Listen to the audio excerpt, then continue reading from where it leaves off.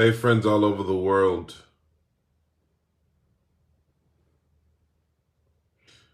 Beware of who you're connected to. Be careful who you are connected to. I'll say that again. Be careful who you're connected to. No, I didn't come in here to give relationship advice, but I think it's very important that we understand the ramifications of relationships, especially in this season. You need to understand now more than ever the importance of who you are connected to, your network, your connections. 1 Corinthians chapter 15, verse 33, I believe it says, be not deceived. Evil communication corrupts good manners. Be not deceived. Evil communication corrupts good manners.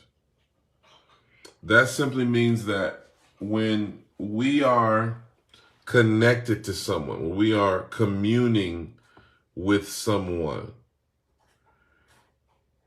that relationship, that connection has an effect on our spiritual lives, has an effect on our emotions, has an effect on our life in general. That's why who you're connected to matters. Men, who you connect to matters. Ladies, who you connect with matters. You know, the Bible says, it actually says, it tells us, it says that we should have no fellowship with the unfruitful works of darkness, but rather reprove them. Paul the Apostle also wrote, he said that be not unequally yoked together with unbelievers. For what fellowship has light with darkness? You know, I ask people all the time, this is an interesting thing. I ask people, I asked a young lady one time, I said, is he saved? Is that person you're in a relationship with, are they a Christian? Are they born again? And this person said, well, no, they're a good person. Is that the question I asked you?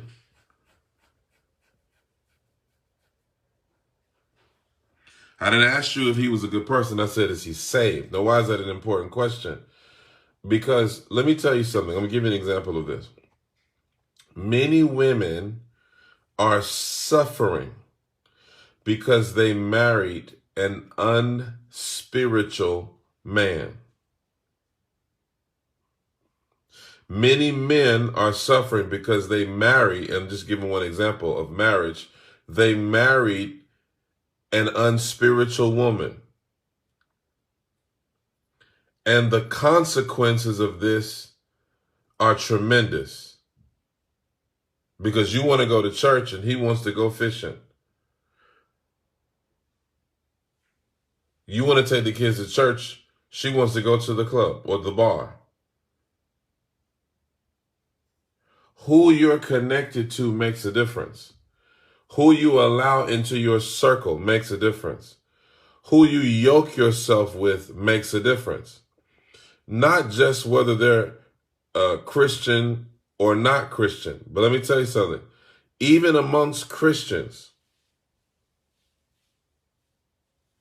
even amongst believers, you have to make sure you connect with a like-minded believer. A person who believes. Not every person that says they're a Christian believes the exact same things. You know? You're a Christian, you believe in miracles, you believe in God touching you and the power of God, and this person doesn't believe in that. I don't believe in all of that. That's going to be a very frustrated relationship. You're full of faith, they're full of fear. You're full of hope, they're full of doubt. You're full of joy and they're full of despair. And so you need to be mindful who you connect with.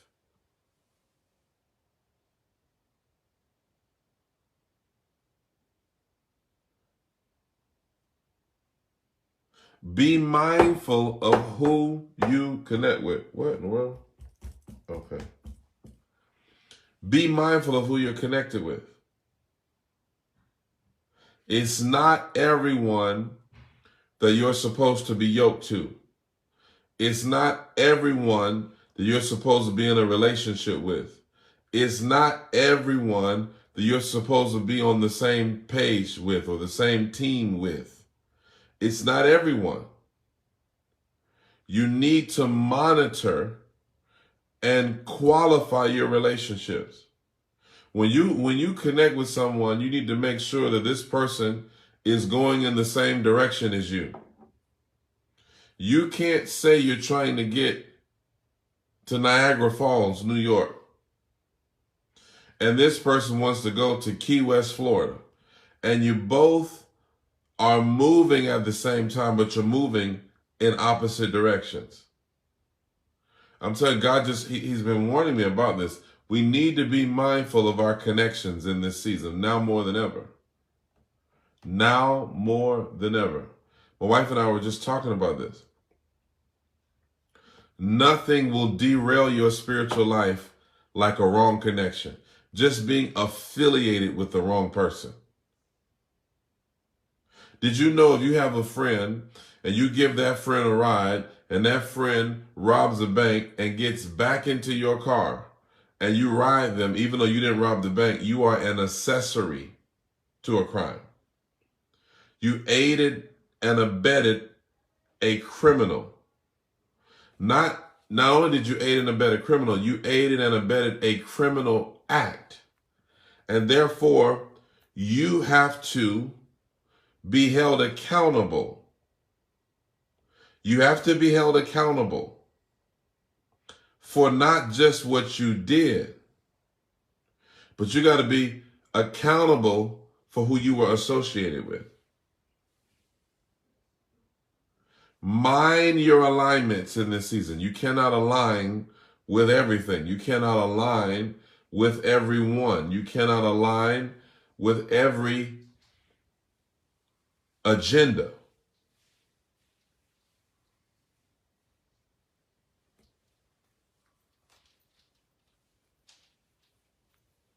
I'm telling you, my father used to teach me this, and he wasn't even in church.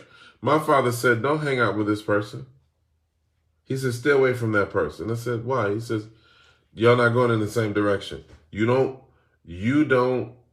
and this is my father told me. He says, Keenan, he says, if that person, when you hang around that person, he said, are you getting your lesson? That's what the old folks used to say in the country. They say, he says, are you getting your lesson when you're with that person? Are you doing well in school? I said, no. He said, then that's not your friend.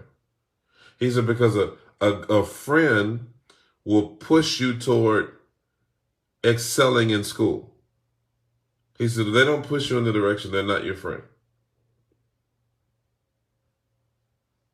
God gave me this word. He says that many Christians engage in spiritual promiscuity, emotional promiscuity, not just physical promiscuity, but they're spiritually promiscuous. They're emotionally promiscuous.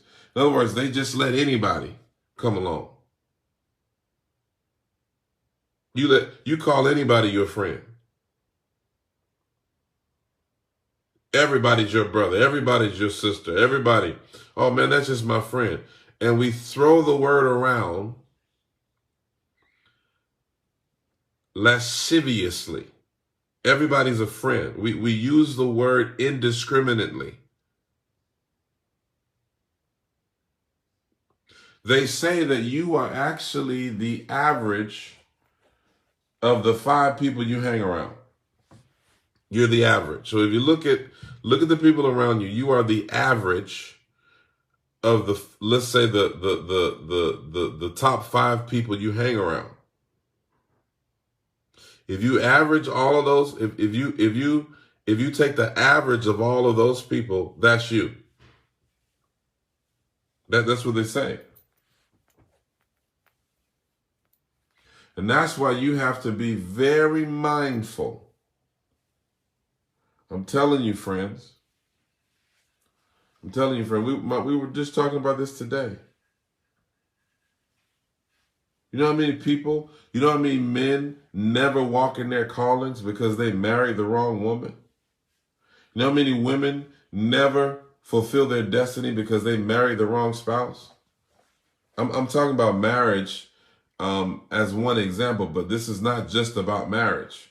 This is about any relationship. I'm just using marriage as an example. Do you know how many people are frustrated? How many people are frustrated because of who they're connected to and who they're tethered to, they can't do certain things? You want to do spiritual things with the person you're with is not down for that. You want to take your kids to church and get them baptized. The last thing you want to do is be arguing with somebody about stuff like that.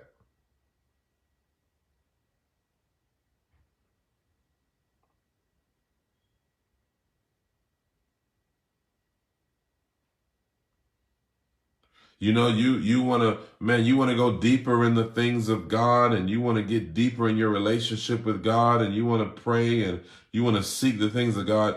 But the person you're connected to says, man, it doesn't take all of that. Why are you doing all that stuff? Man, God knows our heart. You know, we don't need to do all that. That's legalism. That's too much. Wrong connection. You want to be prosperous. You want to have a business. You want to flourish. And this person is saying, you know what? You know, it doesn't, I don't know, like, I just feel like you're being ungrateful for what you have. You know, the Bible says be content. And here you are trying to move forward, and somebody else doesn't have that mindset, and they're pulling you backward.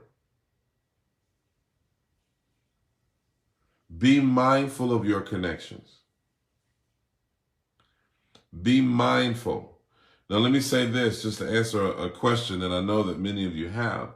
Well, but the Bible tells us to love, and it tells us that we're supposed to share our faith, and it tells us that we're supposed to, you know, be salt and light.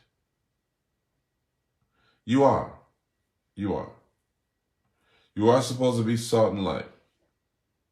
But being salt and light does not require compromise. If you're compromising in your pursuit to be salt and light, you are not being salt and light. You are actually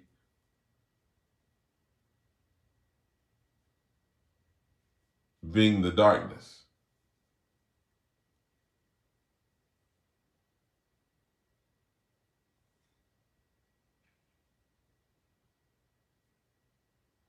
You can minister to someone. You can love someone. But that is not the same as yoking yourselves to them.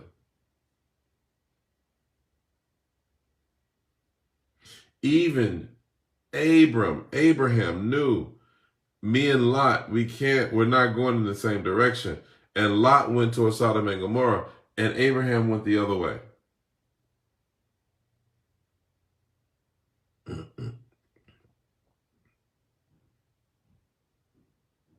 Be mindful, friends. I know I've said this and it sounds like a broken record. I'm sorry.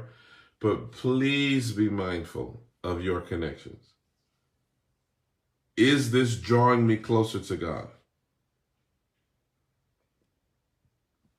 Is this giving me a deeper understanding of who He is?